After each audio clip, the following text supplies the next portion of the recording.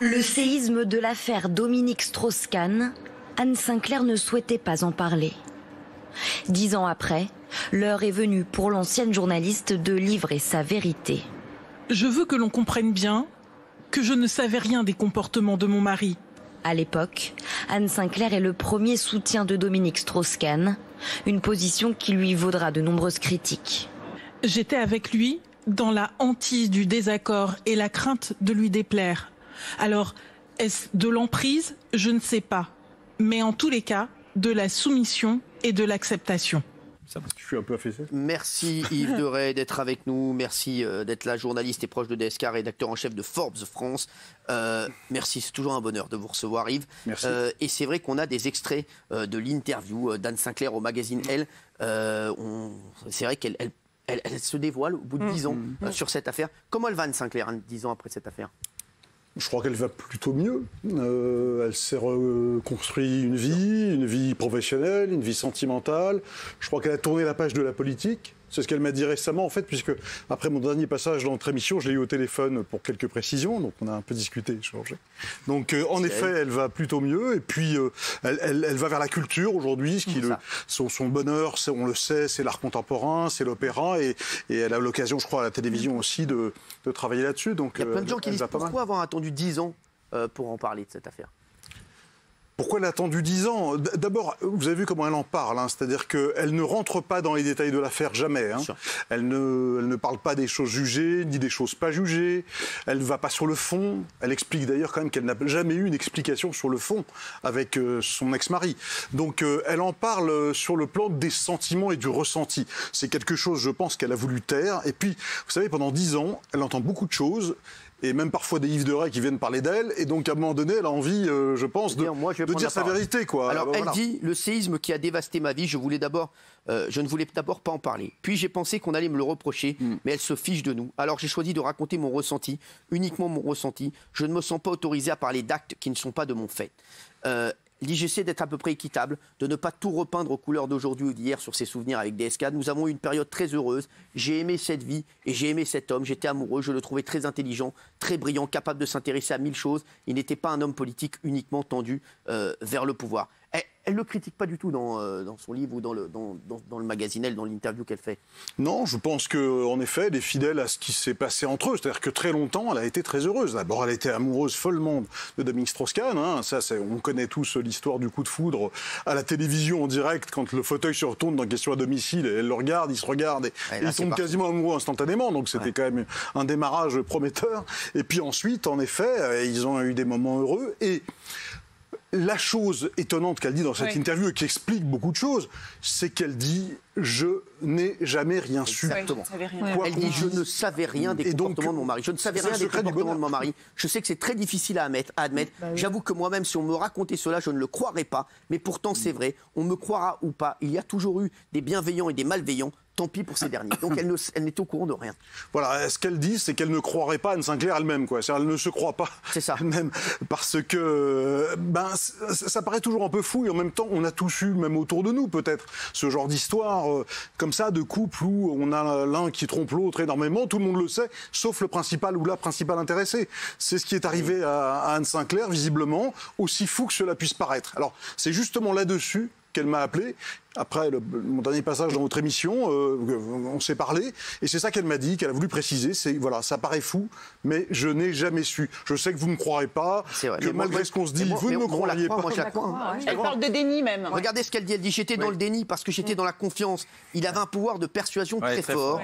Quand j'avais des soupçons, il les démontait et j'avais envie de le croire. Dominique me connaissait très bien, il savait très bien comment me convaincre, qu'on m'ait prévenu, c'est faux. Quiconque dirait aujourd'hui que j'étais au courant mentirait. Oui, jusqu'à l'affaire du Carlton de Lille. Oui.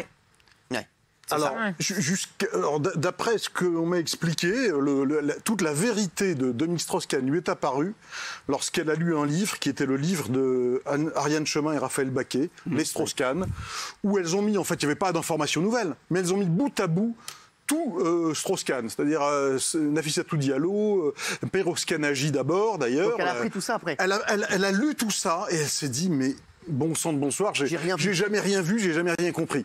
Faut dire aussi que Dominique Strauss-Kahn, quand on les voyait un peu dans le privé, ce qui m'est arrivé de les croiser de temps en temps dans des soirées, etc., ils semblaient extrêmement amoureux. C'est-à-dire qu'il n'y avait personne d'autre qui existait autour d'eux. Ils se tenaient main dans la main, ils la regardaient langoureusement. Il avait l'air d'être fou d'elle et de ne penser qu'à elle, de ne voir qu'elle. Donc ça a fonctionné visiblement. Alors, elle dit, quand j'ai découvert les histoires de Lille, je me suis dit, ça va comme ça. Stop, le Sofitel, c'était autre chose dans sa démesure. Le monde entier qui nous épiait. Moi qui devais me cacher sous une couverture sur la banquette arrière d'une voiture pour aller voir ma petite fille qui venait de naître. Tout cela était fou. Elle a souffert. Elle a beaucoup souffert. Je pense que la première étape de la douleur, quand même, c'était l'affaire Piroscanagy, parce que c'était la première affaire au FMI.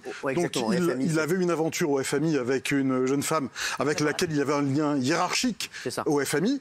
Et donc là, en plus, on a découvert qu'il y avait des dîners aux chandelles, qu'il y avait une sorte de love affair, quoi. Et là, déjà, elle a beaucoup souffert, mais elle a quand même fait ce communiqué où elle disait... nous nous aimons comme au premier jour. Donc elle a fait ce communiqué, sans doute un petit peu contrainte et forcée, parce qu'il y avait quand même le projet présidentiel de DSK derrière. Oui, Bernard. Moi, j'ai quand même beaucoup d'admiration pour Anne Sinclair. Ah, moi aussi, non, mais c'est vrai. Franchement, parce que d'abord, c'est une femme extrêmement brillante et très très belle. Et en plus de ça, elle a accepté ce qui est arrivé. Non, mais quelle femme aurait accepté ce qui est arrivé? Alors justement, regardez ce qu'elle dit. Moi c'est la plus belle phrase d'Anne Sinclair de son interview. On ne laisse pas tomber un homme à terre. Ouais. Et puis j'étais dans la bataille, je comptais juste à sauter barrière après barrière et je n'avais pas de raison de ne pas le croire. Je pense que j'ai compté pour lui, mais j'étais au bout. Nous n'avons jamais eu d'explication de fond. Et c'est vrai que ça, quand elle dit on ne laisse pas tomber un homme qui est à terre, elle l'a soutenu jusqu'au bout et après on a l'impression qu'elle l'a soutenu. Et une fois qu'elle s'est dit bon ça y est c'est passé, elle l'a laissé... Mais elle est quand même étrange cette phrase, parce que ça veut donc dire... un homme à terre qu'elle a toujours vécu, en fait, Dominique Strauss-Kahn, comme une victime. Oui. Alors qu'a priori, il n'était... Enfin, le débat, c'était est-ce qu'il est victime ou coupable. Oui. Et elle, visiblement, elle l'a toujours vu comme un homme à terre, donc comme une victime. Elle n'a jamais douté de sa parole, alors que le monde entier, quand même, avait d'énormes doutes, et on continue même à en avoir aujourd'hui. Alors, la question qu'on lui a posée aussi, aurait-elle voulu être première dame de France, Anne Sinclair? Contrairement à tout ce qu'on a dit, je n'avais pas envie d'aller à l'Élysée. Lui non plus n'avait pas très envie d'ailleurs. C'était un enchaînement de circonstances, puisque je vous rappelle, c'est vrai que avant cette affaire, Dominique Strauss-Kahn était l'énorme favori des élections. On dit tous que c'est vrai que Nicolas Sarkozy même disait que c'était son principal adversaire et qu'il avait envoyé là-bas, loin, au FMI pour pouvoir, mine de rien, être tranquille sans lui. Et c'est vrai que quand c'est tombé, on s'est tous dit c'est un complot pour écarter Dominique Strauss-Kahn de la course à la présidentielle. Il était favori. Exactement, il était grand en 2012. favori. Et elle dit que lui non plus n'avait pas envie d'être président. Ça, c'est un scoop alors. Non, mais c'est pas vraiment un scoop, puisqu'il n'a jamais vraiment eu envie d'être président. Ouais. Il y a même une anecdote lors de la précédente présidentielle, quand il est candidat aux primaires, à un moment donné, il n'a plus envie d'y aller. Ouais. Il est dans une réunion avec ses amis politiques. Et il dit, voilà, j'ai pas envie d'y aller, je pense que ça va pas bien se passer, etc. Et quand Badélis se dit, mais Dominique, la décision ne t'appartient pas, c'est tes amis qui vont voter. Ils ont fait un vote et Dominique Strauss-Kahn s'est retrouvé contraint d'être candidat aux primaires. Il s'est fait balayer à l'époque par Ségolène Royal. Il n'a jamais eu très envie. Il se connaît, lui, quand même. Il sait ce qu'il aime et ce qu'il n'aime pas dans la vie. Et il savait que président de la République, pour lui, c'était quelque chose de compliqué. Donc, au fond, il n'a jamais eu vraiment très envie. Le scoop, c'est qu'elle dit qu'elle-même, elle n'en avait pas envie. Ouais. Et alors qu'on disait beaucoup qu'elle voulait être première dame de France.